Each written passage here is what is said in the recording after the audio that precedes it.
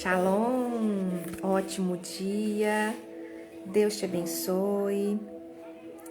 Bora poder ler o último capítulo de 1 Samuel.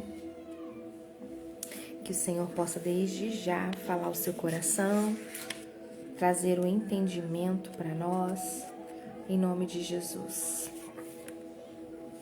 Em nome de Jesus. Abra aí sua Bíblia, pega sua caneta, marca texto e bora orar para darmos início em nome, amém? Pai, obrigada porque o Senhor está conosco. O Senhor preparou esse momento para aprendermos, para avançarmos, para crescermos. Obrigada, Pai, por ser a nossa companhia diária, segura, presente, certa. Obrigada por nos proteger, por estar conosco em todo o tempo. Tu és o nosso Deus. Tu és a nossa fortaleza, Tu és a nossa segurança, Tu és o nosso socorro bem presente, Tu és a nossa vida, Pai, o ar que eu respiro. Obrigada por tudo. Tens a nossa vida como oferta a Ti. Nos entregamos por completo, sem reservas, e desejamos mesmo que a Tua vontade e o Teu propósito se cumpram em nós. Conduza-nos neste momento e que possamos aprender. É mais do que o nosso desejo. Buscamos isso diariamente, Pai, e que a palavra que temos lido fique em nós, hoje e até quando o Senhor voltar, para que sempre que necessário possamos trazer a memória. Em nome de Jesus, amém. Glória a Deus. Então vamos lá. 1 Samuel, capítulo 31, diz assim para nós: a morte de Saul e dos seus filhos. A prévia que tivemos ontem, a gente já imagina como vai ser. Os filisteus lutaram contra os israelitas no monte Gilboa. Muitos israelitas foram mortos ali e o resto fugiu. Os filisteus cercaram Saul e os seus filhos e mataram Jonatas, Abinadab e Malquissua, os filhos de Saul. A luta estava feroz em volta de Saul. Ele foi atingido por flechas inimigas e ficou muito ferido. Então ele disse ao rapaz que carregava suas armas: tire a sua espada e me mate, para que esses filisteus pagãos não caçoem de mim e me matem. Mas o rapaz estava muito apavorado e não quis fazer isso. Então Saul pegou a sua própria espada e se jogou sobre ela. Quando viu que Saul estava morto, o rapaz também se jogou sobre a sua própria espada e morreu junto com ele. E assim morreram naquele dia Saul, os 3 filhos, o rapaz e todos os soldados de Saul. Quando os israelitas que moravam no outro lado do vale de Jezreel e a leste do rio Jordão viram que o exército israelita havia fugido e que Saul e os seus filhos tinham sido mortos, abandonaram as suas cidades e fugiram. Então os filisteus foram e ocuparam aquelas cidades. Um dia depois da batalha, quando os filisteus voltaram lá para tirar dos mortos as coisas de valor, acharam os corpos de Saul e dos seus 3 filhos caídos no monte Gilboa. Então cortaram a cabeça de Saul e tiraram a sua armadura. Depois mandaram mensageiros com elas para a sua terra, para darem as boas notícias aos seus ídolos e ao povo. Eles puseram as armas de Saul no templo da deusa Astarote e pregaram o corpo dele na muralha da cidade de Betsã. Quando o povo de Jabes, na região de Gileade, soube de que os filisteus haviam feito com Saul, os seus moradores mais corajosos saíram e marcharam a noite inteira até chegarem a Betsã. Tiraram da muralha os corpos de Saul e dos seus 3 filhos. Levaram de volta para Jabes e ali os queimaram. Então pegaram os ossos e sepultaram na cidade, debaixo de uma árvore de tâmaras e jejuaram 7 dias. Deixa eu ler aqui. O que tem para falar para nós sobre tâmaras? Se é só uma fruta ou se tem algum outro significado? Porque tâmaras está marcado. É uma fruta da tamareira, que é uma espécie de palmeira. A tâmara é pequena e saborosa. E vem falar dela em Cântico dos Cânticos.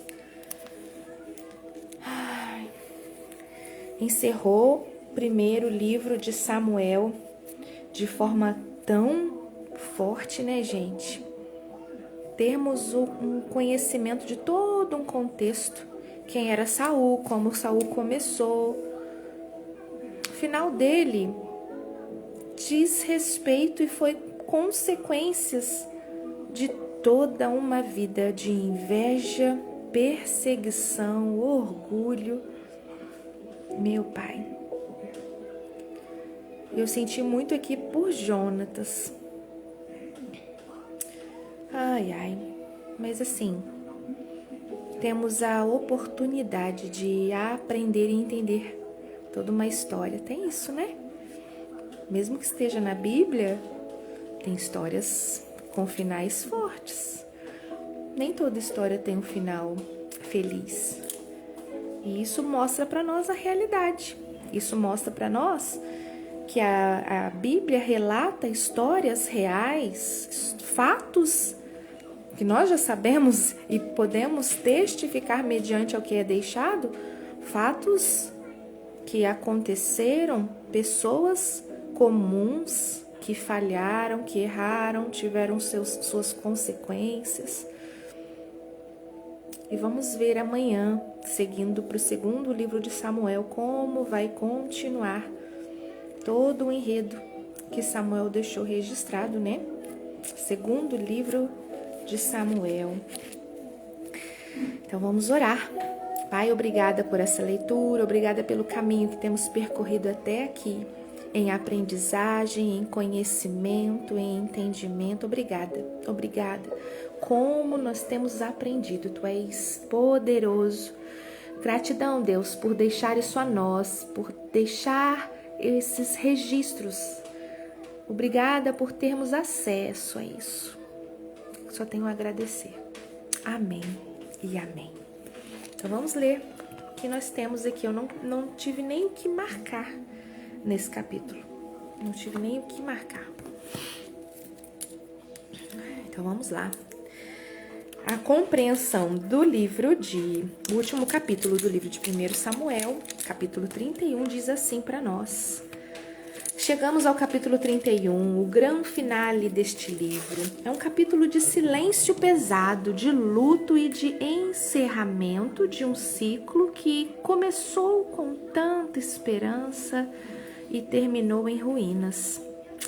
Aqui a gente analisa essa queda dramática de Saul e também temos uma lição final de encerramento de uma era. Primeiro ensinamento para nós tem como tema o colapso de uma liderança baseada no ego e a transição de ciclos. Então vamos lá, do primeiro versículo até o versículo 6, mostra para nós que os filisteus estão atacando com força total. Os filhos de Saul, incluindo Jonatas, o grande amigo de Davi, morrem na batalha. O cerco aperta em volta de Saul, que é atingido por flechas. Vendo que a derrota é inevitável e temendo ser humilhado pelos inimigos, Saul pede ao seu escudeiro que o mate. Mas, como o escudeiro recusa por pavor, Saul se joga sobre a própria espada. Primeiro rei de Israel morre pelas próprias mãos. Observamos aqui então a anatomia de um colapso de liderança por intransigência. Saul passou anos lutando contra o destino que Deus lhe havia traçado, o reinado de Davi, gastando sua energia perseguindo o homem errado em vez de cuidar de seu povo. O fim de Saul é a personificação de uma verdade psicológica. Quando você se recusa a lidar com as suas feridas e com o seu ego, você acaba destruindo a si mesmo e a todos os que ama ao seu redor. Aqui no caso, os filhos pagaram o preço pela teimosia do pai. Entendemos também que nenhum trono construído sobre o orgulho resiste à prova do tempo. A morte de Saul encerra um ciclo de tirania e de medo. A armadura de Saul é pendurada no templo de Astarote e o seu corpo é pregado nos muros de Bet-San. Mas a história não termina na humilhação de Saul. O final do capítulo mostra os valentes de Jabes-Gileade arriscando a própria vida à noite para resgatar os corpos de Saul e dos seus filhos, dando-lhes uma sepultura digna e ainda jejuando por 7 dias. Nós temos um ensinamento também, trazendo para nós o que esse desfecho todo tem para nos ensinar. Olha que interessante aqui, olha. O Monte Gilboa testemunha uma das cenas mais trágicas da Bíblia. Rei Saul, que começou ungido e cheio de potencial, termina derrotado, sem direção e tirando a própria vida. E o que mais dói, nossa, eu falei isso, hein? Jonatas, um homem bondoso, um homem fiel, amigo de Davi, morrendo na mesma batalha por causa das consequências das escolhas do pai. E aí a gente tem 3 aprendizados. O primeiro, as escolhas têm consequências coletivas, gente. A teimosia e a rebeldia de Saul não destruíram apenas a vida dele, custaram a vida dos seus filhos e a segurança de uma nação inteira. Cuidado com as suas decisões. O seu desalinhamento pode afetar quem está debaixo da sua cobertura, meu Deus.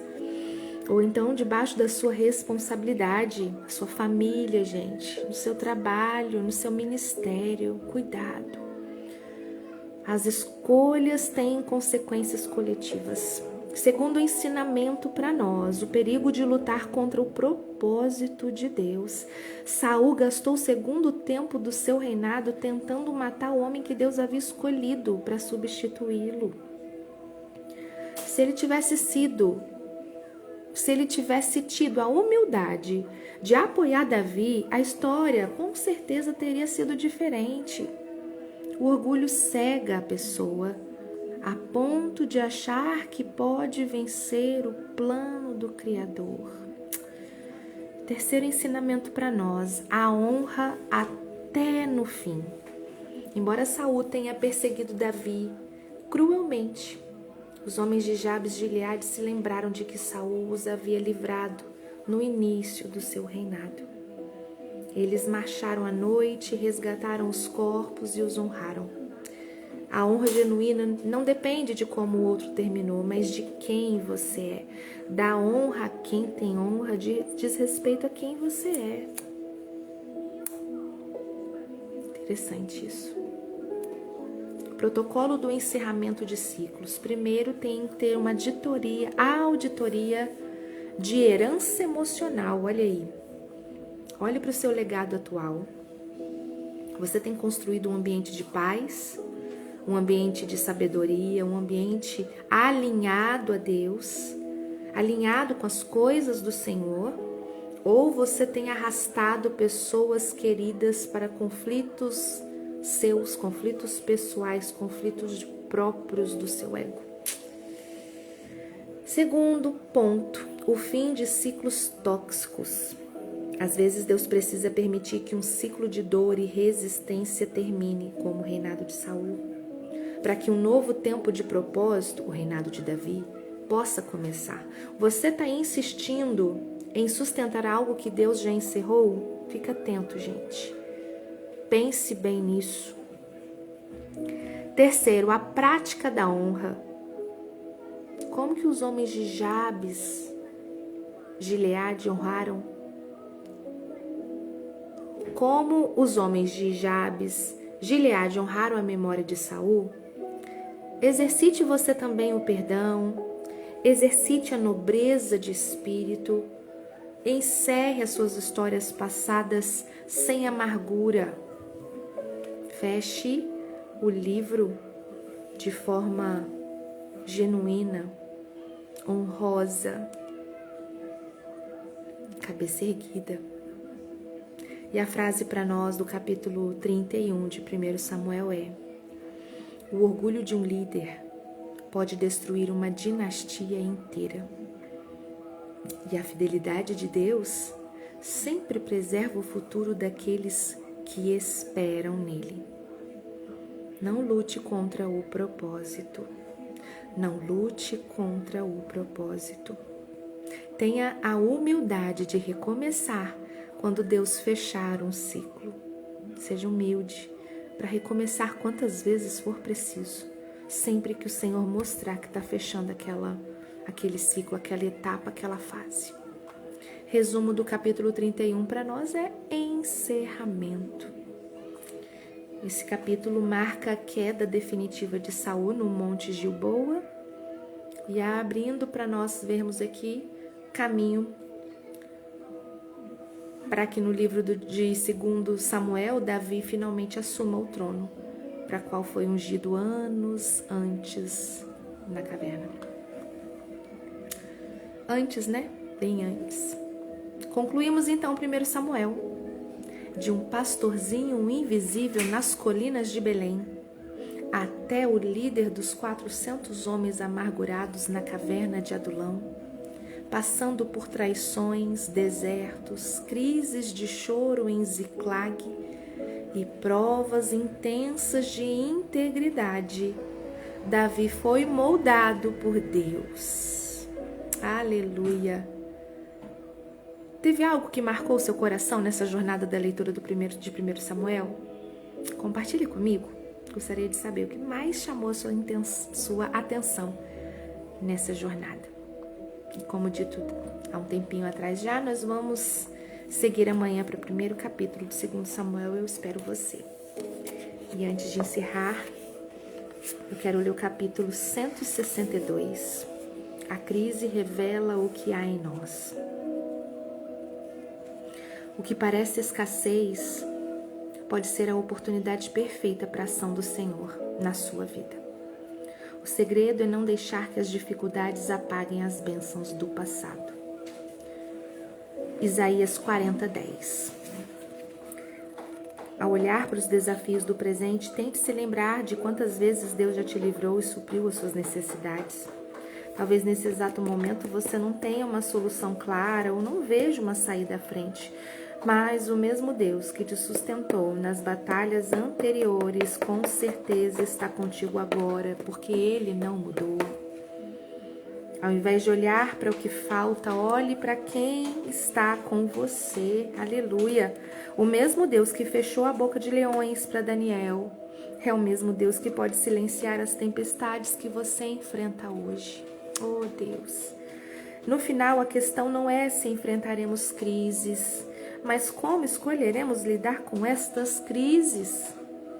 Você vai deixar que as dificuldades apaguem as suas vitórias? Ou vai usar o que aprendeu nos dias bons para superar os desafios dos dias maus? A crise revela o que há em nós. A crise revela o que há em nós, o que há em você, quando não é um dia bom. O que há em você, o que você carrega em meio a dias difíceis. Trazer à memória o que dá esperança, lembrar de quem é o seu Deus, o que Ele já fez por você, te traz força sobrenatural para superar os dias maus. Porque você não vai olhar para o mal, mas vai olhar para quem é que está contigo neste tempo difícil. Ele é o mesmo e Ele está conosco em todo o tempo.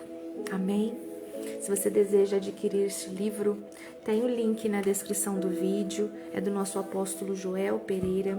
Todo dia eu compartilho com vocês um trechinho apenas de um estudo que ele sempre deixa para nós. 365 estudos. 365 chaves, 365 manás, porque cada dia é uma palavra e tanto. Que o Senhor possa abençoar sua vida. Gratidão pela sua companhia. E amanhã nós estaremos juntos para a leitura do primeiro capítulo de 2 Samuel. Eu espero você. Que Deus te abençoe, te guarde, te proteja. Tenha um dia guardado e protegido mesmo pelo Senhor. E até amanhã, se Deus quiser. Beijo, fica com Deus.